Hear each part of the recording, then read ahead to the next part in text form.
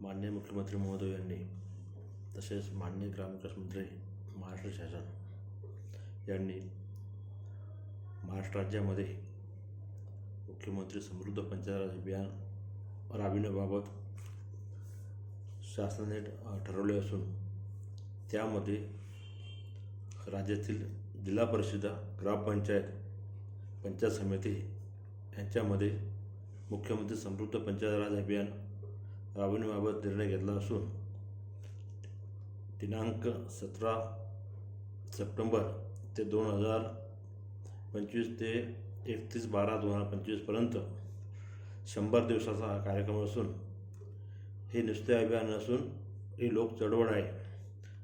तरी सर्व तालुक्यातील, नवापूर तालुक्यातील सन्मान्य जिल्हा परिषद सदस्य, सन्मान्य पंचायत सदस्य, सन्मान्य सरपंच, सर्व लोकप्रतिनिधी तसेच सर्व ग्रामविकास अधिकारी, तसेच गाव पातळीवरील सर्व विभागाचे अधिकारी, कर्मचारी, बंधू आणि भगिनी यांनी जर या अभियानात सक्रिय सहभाग घेतला तर खरोखरच ग्रामीण भागाचा विकास होण्यासाठी वेळ लागणार नाही.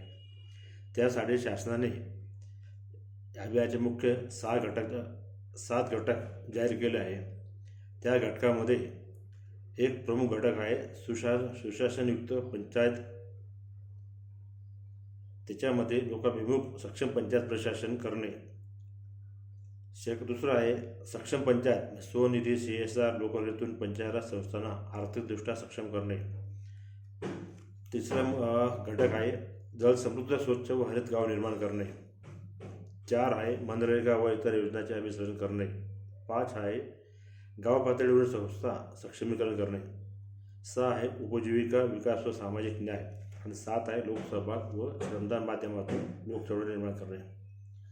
या सर्व घटकांचा आपण व्यवस्थित अभ्यास केला तर याच्यामध्ये सुशासनयुक्त गाव पंचायत म्हणजे आपल्या ग्रामपंचायत अंतर्गत आपण जी पण कामं घेतो त्याच्यामध्ये पारदर्शक कसे असेल, तसेच लोकसेवा हमी कायदा अंतर्गत आपल्या 7 सेवा येतात. त्याच्यामध्ये देखील लोकांनी अर्ज केल्यानंतर ते सर्व दाखले वेळेत कसे मिळतील यासाठी आपण ग्रामपंचायत सहकार्य करायचं आहे.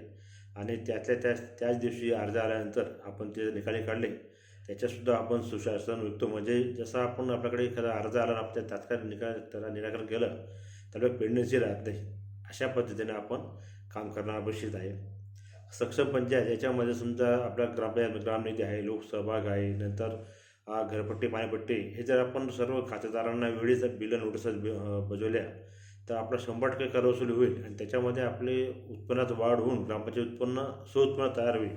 तसं CSR आहे, नंतर लोकप्रतिनिधीमार्फत मान्य खासदार, मान्य आमदार यांच्याकडनं जे लोकप्रतिनिधीमार्फत अनुदान मिळतं त्याच्यासुद्धा आपल्याला ते निधी आपल्याला उत्पन्न करता येईल. तर समृद्ध हरित गाव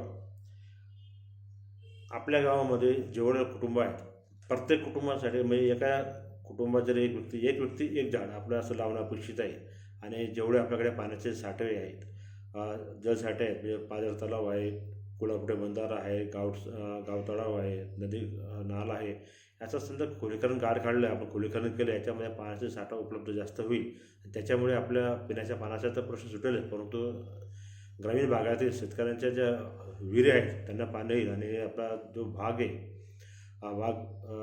शेतीच्या माध्यमातून बागायती होईल आणि पाण्याचा उपसा सुद्धा जास्त आपल्याला मिळेल. त्यासाठी आपण सर्वांनी गावठाण, गाव तलाव, नंतर पाझर तलाव यांच्या गाड काढून याच्यामध्ये पाणीसाठा आपलं कसं जास्त वाढेल यासाठी समृद्ध आपण करायचं आहे. आणि याच्यामध्ये शेतीसाठी सुद्धा आपला उपयोग येईल आणि शेतीचं उत्पन्न आपलं वाढेल.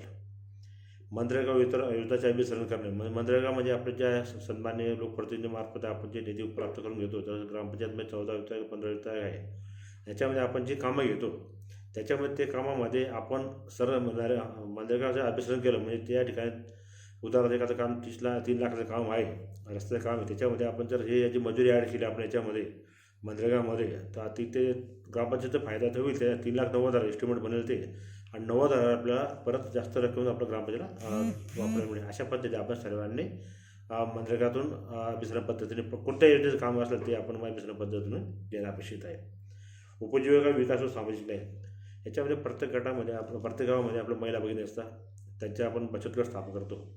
तर बचत गट स्थापन करताना आपण साधारण 11 महिला घेतल्या तर आपल्या गावामध्ये 1000 लोकसंख्येमागे 400 महिला असल्या तर आपल्या जवळजवळ ते 40 बचत गट तयार होता. आणि 40 बचत गट 40 महिला एकत्र येऊन जर आपल्या आपसात चर्चा करतात, विचारांची देवाणघेवाण होते, त्याच्यामुळे सुद्धा आपलं सामाजिक न्याय परिवर्तन होतं. आणि ज्या बाबी आहेत इतर विकासाच्या बाबतीत चर्चा होते आणि विचार देवाणघेवाण त्या ठिकाणी सुद्धा आपलं म्हणजे एकमेकाचे विचार देवाणघेवाण झाल्यामुळे आपल्याला गावात काय आपल्याला राबवायचं काम काय करायचं आहे यासाठी आपल्याला ते मदत होते. तसेच त्यांच्या अंतर्गत लोकवर्ग जमा करता त्याच्यावर दर महिन्याला वर्ग जमा करत असल्यामुळे त्या वर्गानेसुद्धा त्यांनी अंतर्गत व्यवहार केले. त्यांना 6 महिन्यानंतर आपण खेळचं भांडवल देतो आणि 6 महिने त्याचे परत बचत गटाची जे तपासणी करून आपण रँकिंग केले तर त्याच्यामध्ये सुद्धा आपण त्यांना बँकेमार्फत मोठं भांडवल देत असतो. लोकसभा व श्रमदान माध्यमातून विकासाची चळवळ म्हणजे लोकसभा कसं आहे, आपण एखादा समजा आठवड्यामध्ये आपण फक्त 100 लोकांचे आपलं काम केलं आपण एका दिवस एक दिवस तरी साधारणतः कमीत कमी 200 रुपये मजुरी आपली एका आठवड्याला आपल्याकडे साधारण लहान गावामध्ये 100 लोकांमध्ये 20,000 रुपये जमा होता. 20,000चं लोकसभा काम होतं आपलं. आणि असं महिना आपण 4दा केला. आपण 4 वेळा आपण लोकसभा आपण श्रमदान केलं. त्याच्यामध्ये आपलं 80,000 रुपयाचं आपलं काम त्या गावामध्ये दिसून येतं. नंतर तर सर्व आपल्या परिस्थिती पाहायचा अभियानामध्ये चांगले घटकांवर काम करायचं आहे आपल्याला. यासाठी आपण सर्वांनी हिरारीने भाग घेऊन एक लोकचळवळ बनवूया आणि आपण यासाठी आपण सक्रिय होऊया. तर या अभियानासाठी व्यवस्थित राबविण्यासाठी आपल्याला शुभेच्छा देतो. थांबतो. धन्यवाद.